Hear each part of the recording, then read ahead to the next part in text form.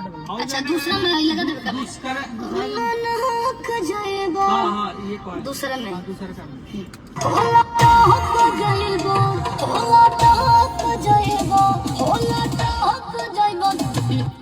दूसरा ठीक है उसको सुना दीजिए तो कम बेसी लगेगा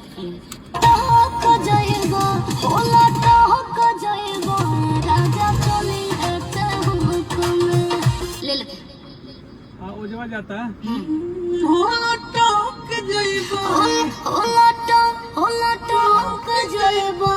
राजा चलिए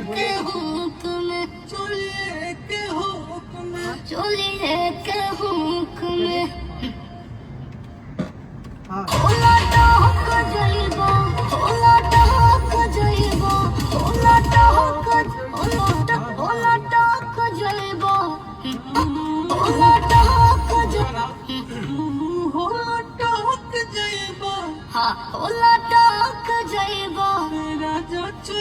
राजा चलिए ओला टक जाइबो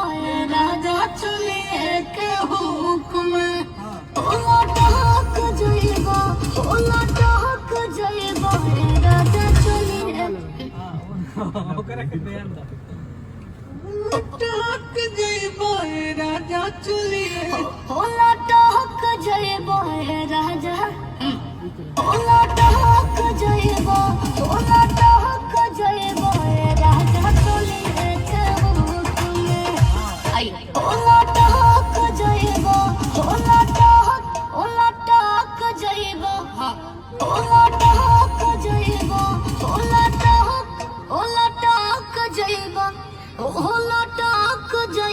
ओला टक जाइबो राजा ओला टक जाइबो सॉरी भैया ओला टक जाइबो राजा चलिए ओला टक जाइबो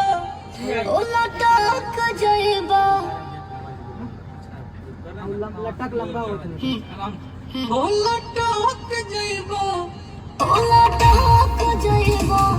लटक जाइबो राजा चलिए के हुक्म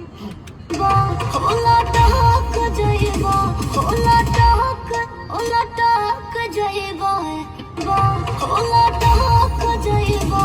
ओला टक जाइबो राजा चलिए के हुक्म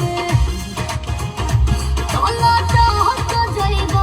राजा चलिए के हुक्म दूसरा हो कहिए ताना चलिए